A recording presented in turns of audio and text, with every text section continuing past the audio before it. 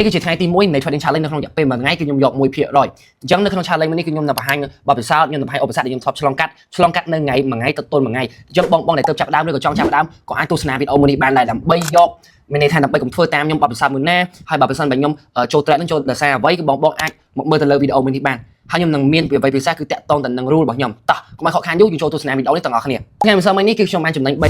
382.71 ដែលនៅថ្ងៃម្សិលមិញគឺខ្ញុំបានខាត 349.83 អ្វីដែលខ្ញុំចង់និយាយនៅក្នុងវីដេអូមួយនេះគឺខ្ញុំបានរៀនអំពីកំហុសរបស់ខ្ញុំនៅការពីម្សិលមិញគឺជាស្អែកគឺជាថ្ងៃទី1នៅក្នុងការ 1% នេះប៉ុន្តែខ្ញុំបានធ្វើវីដេអូក៏ខ្ញុំសម្រេចចិត្តមកក្នុងការធ្វើវីដេអូនៅក្នុងថ្ងៃនេះវិញសរុបពីគឺខ្ញុំបានជួញដូរ2ថ្ងៃហើយអញ្ចឹងមូលហេតុដែលខ្ញុំចង់ប្រាប់បងខ្ញុំប្រាប់បងឡើយនេះគឺកំហុសរបស់ខ្ញុំគឺធំមែនតើដែលខ្ញុំបានមានន័យថាគឺខ្ញុំជួញដូរទៅតាមមានន័យថាទៅតាមអត់វិភាគត្រឹមត្រូវទេមានន័យថាខ្ញុំជួញដូរទៅតាមអារម្មណ៍របស់ខ្ញុំនេះគឺជាមូលហេតុដែលខ្ញុំធ្វើ Trading Challenge នេះដោយសារតែហេតុផលមួយហ្នឹងគឺខ្ញុំចង់ឲ្យបងទាំងអស់គ្នាចូលក្នុងការជួញដូរដោយប្រើប្រាស់ទៅលើ real account ដើម្បីអាចគ្រប់គ្រងទៅលើអារម្មណ៍របស់ខ្លួនឯងបានជាក់ស្ដែងទៅសរុបមកវិញការពីម្សិលមួយថ្ងៃដែលខ្ញុំបានខាតនោះក៏វាអត់ខុសនឹង rule របស់ខ្ញុំដែរ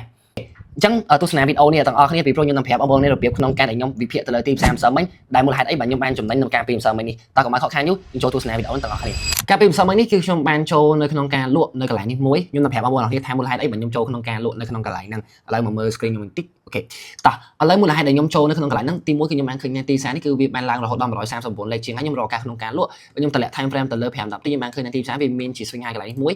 អូខេកន្លែងនេះគឺវាមាន swing high អូខេបន្ទាប់មកខ្ញុំមើលទៅលើ4ម៉ោងវាបានឃើញមានអីអត់អូខេនេះ4ម៉ោងខ្ញុំបានឃើញកន្លែងនេះគឺវាមាន swing high កន្លែងនេះមួយដូចគ្នាអូខេបន្ទាប់មកខ្ញុំបានឃើញថានៅក្នុងការតម្លាក់ time frame មក5 10នាទីវិញខ្ញុំប្រាប់បងប្អូនអរគ្នាអញ្ចឹងខ្ញុំបានឃើញនេះឡើង139លេខហើយក្នុងសម័យនេះគឺខ្ញុំបានមើលទៅលើ website មួយដែលនៅក្នុង website ហ្នឹងគឺយើងដឹងថាដុល្លារល្អមិនល្អបន្ទាប់មកគឺខ្ញុំតម្លាក់ time frame ទៅលើ3នាទីក៏ខ្ញុំចាប់ផ្ដើមចូលក្នុងការលក់នៅម្ដងហ្នឹងហើយបន្ទាប់មកក៏ខ្ញុំបានចំណេញគឺដោយសារ high point ហ្នឹងអញ្ចឹងនៅក្នុងការដែលម្សិលមិញនេះគឺខ្ញុំចូលទៅលើវិន័យរបស់ខ្ញុំអ្វីដែលជាក់ស្ដែងទៅ